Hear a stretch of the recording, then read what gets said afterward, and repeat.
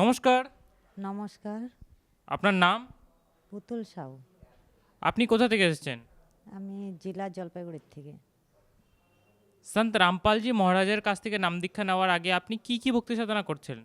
সতরামপালজি মহারাজের কাছে নাম দীক্ষা নেওয়ার আগে আমি দুর্গা পূজা করতাম, কালী পূজা করতাম, শিব ঠাকুরের পূজা করতাম, অনেক পূজা করছি বাড়িতে। কালী ঠাকুরেরও পূজা করতাম, দুর্গা ঠাকুরের 9 দিন নবরাত্রি করতাম, তারপরে শিব ঠাকুরের শ্রাবণ মাসের ব্রত করতাম, আবার এমনি 16 সোমবারই করছি। আর বৃহস্পতিবারের 1 বছর বৃহস্পতি ভগবানের ব্রত করছি। তাতে আমি কোনো লাভ পাই নাই। আমি পুরা অসুস্থ হয়েছিলাম।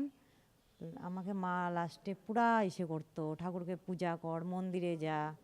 তো আমি সব দিক দিয়ে অনেক ছোটো থেকে খুবই পূজা করছি, অত মানে পূজা করে করে হয়রান হয়ে গেছিলাম।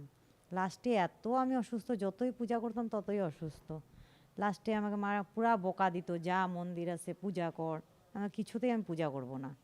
পূজা করে করে আমি ভুগতেছি। তারপরে এরকম করতে করতে আমি তো 2 বছর বিছানার সাথে লাগিয়েছিলাম। তারপরে আমি সব পূজা ছেড়ে দিছি। আগে অনেক পূজা করছি, কইরেও অসুস্থ ছিলাম, ওই জন্য আমি পূজা ছেড়ে দিছি। আপনি বললেন যে আপনি আগে অনেক দেবী দেবতার ভক্তি সাধনা করতেন। তাহলে সন্ত রামপালজি মহারাজের স্মরণে কিভাবে আসলেন? সতরামপালজি মহারাজের স্মরণে আসলাম। আমার এক কাকি আসছে, ওনার কাছে গেলাম আমি ডাক্তারের কাছে যাব বলে যোগাযোগ করতে। তখন পাশের বাড়ির এক বৌদি বাগানে কাজ করতেছিল। তো ওনার সামনে তো আর কিছু বললেন না, ওনার হাজব্যান্ডকে গিয়ে বললেন কি এরকম এরকম এক পুতুল সাউয়ের নামে মেয়ে আছে, ও খুবই অসুস্থ। তখন ওই দাদা আমার কাছে আইসে বলল, এখানে পুতুল সাউ কার নাম? তখন আমি বললাম আমার নাম। কেন, কি হয়েছে? শরীর ভালো থাকতো না, সবাইকে রাগ দেখায় দিতাম। তার মানে কেন, কি দরকার? তখন দাদা বলল এরকম এরকম এক সতরামপালজি মহারাজ নামে এক গুরুজি আছে, ওনার স্মরণে গেলে সব কিছু রোগ ভালো হয়। তখন আমি বললাম ওনার বাড়ি কোথায়? তখন বললো উনি তো হরিয়ানায়, কিন্তু নাম দীক্ষা তোমাকে ইসেতে গিয়েও নিতে পারো, ইসলামপুরে সেন্টার আছে। ঠিক আছে, আমি নিয়ে নিব। তো বললাম কোথায় যাইতে হবে নেওয়ার জন্য? তখন বললো তাহলে আমার ছেলে যাবে, তোমরা ওনার সঙ্গে চলো, নিয়ে নিবা। তো আমি বললাম ঠিক আছে, আমাকে নাম্বার দাও। তখন নাম্বার তো আমি জানি না। তখন আমার হাজব্যান্ডকে ওনার বাড়িতে পাঠিয়ে দিলাম, উনি নিজের ছেলের নাম্বার দিলেন। তখন আমরা পরের দিন সকালে ইসলামপুরে গেলাম। তারপরে নাম দীক্ষা নিলাম সতরামপালজি মহারাজার কাছে। তখন থেকে আমি আর কি আজ পর্যন্ত সুস্থই আছি। না তো আমি আগে এত প্রবলেমে থাকতাম, বিছনায় তো ছিলাম, কোনো দিক দিয়ে আমি শান্তিতে ছিলাম না, টাকা পয়সা সব কিছু। আর আমার ছোট থেকেই কি অভ্যাস ছিল, কারো কাছে চাওয়ার ভালো লাগে না। না খায় থাকতাম, কিন্তু চাইতে খুবই খারাপ লাগতো নিজেকে। তো এরকম করেই মানে চলতাম, 5 টাকাও আমার কাছে থাকতো না। অনেকে আমাদের বাড়ি গ্রাম থেকে যাইতে লাগে ওষুধ টষুধ নিতে, 3.5-4 কিলোমিটার হাইটে, আমি হাইটে যাইতাম রোদ্রে, হাইটে যাইতাম, হাইটে আসতাম, কিন্তু কারো কাছে পয়সা চাইলে দিত, দাদারা আসে, কিন্তু চাইতাম না, আমাকে নিজেকে খারাপ লাগতো।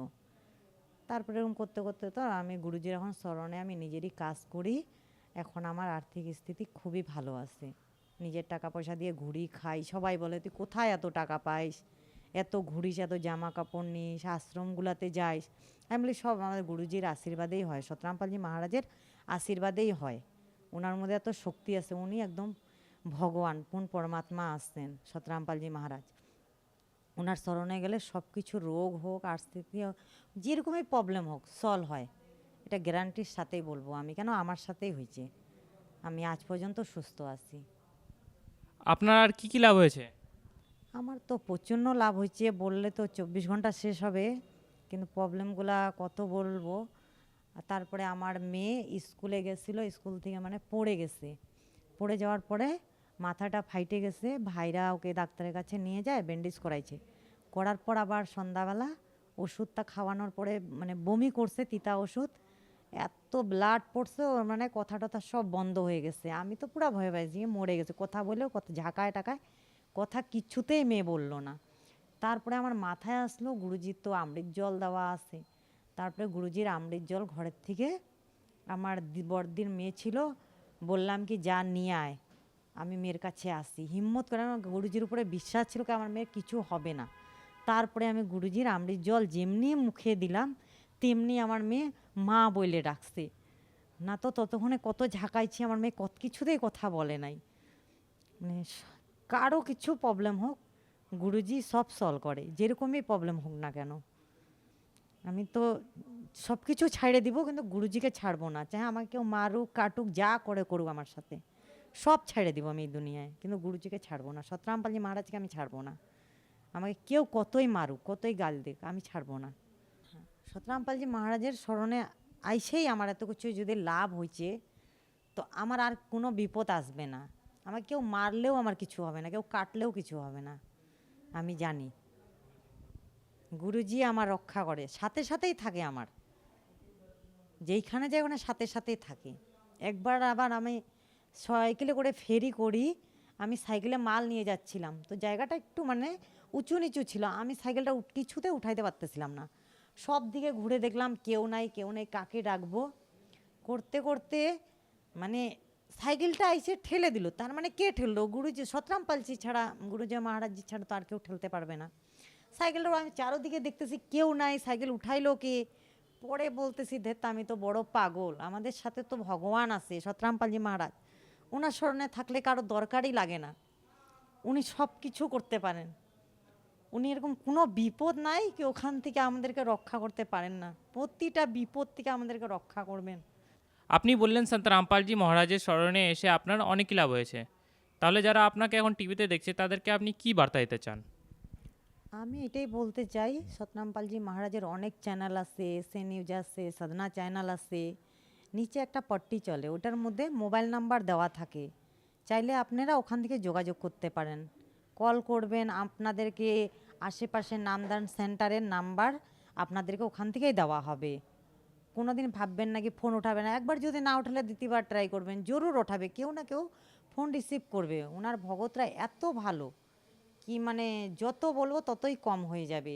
আমরা কোনো আপদ বিপদে থাকলে, আমাদের যদি ব্লাডও লাগে, হসপিটালে পড়ে থাকি, আমাদের যদি বাড়ির লোক থাকে না, ওখান থেকে গুরুজির ভগতরা এত ভালো, নিজের বাড়ির লোকের থেকেও বেশি ভালো দেখে, সাথে সাথে থাকে, কোথায় কি লাগে, ওষুধ লাগবে না, ব্লাড লাগবে না, জল লাগবে না, খাওয়া লাগবে, প্রতিটা জিনিসের জন্য 24 ঘন্টার জন্য দাঁড়ায় থাকে, ঘুমাক না ঘুমাক ওরা সাথে সাথে থাকে। এত সুন্দর জ্ঞান দিয়েছেন সতরামপালজি মহারাজ। আপনারাও চাইলে ওখান থেকে নাম্বার নিয়ে যোগাযোগ করতে পারেন, অথবা যদি কোনো রকমের সমস্যা হয়ে থাকে তো পুস্তক সেবা হয় সতরামপালজি মহারাজের, জ্ঞান গঙ্গা আছে, জীবনের পথ আছে, গীতা তেরা জ্ঞান অমৃত আছে, পুস্তকগুলোতেও নাম্বার দেওয়া থাকে, ওইখান থেকেও নাম্বার নিয়ে যোগাযোগ করতে পারেন। জায়গা জায়গা পোস্টার লাগানো আছে, আর মোবাইলে তো আজকাল অ্যাভেলেবেল। বলবেন সতরামপালজি মহারাজের কোনো চ্যানেল, বাংলা পারলে বাংলা, হিন্দি বুঝলে হিন্দি, বলবেন সতরামপালজি মহারাজের বাংলা সৎসঙ্গ। যারা বাংলা বোঝেন না তারা বলবেন সতরামপালজি মহারাজের হিন্দি সৎসঙ্গ, ইউটিউবে গিয়ে দেখবেন সতরামপালজি মহারাজের সৎসঙ্গ পাবেন, ওখানে নিচে আবার নাম্বার থাকে দেওয়া, আপনারা ওই নাম্বারে যোগাযোগ করুন। ধন্যবাদ। সৎ সাহেব।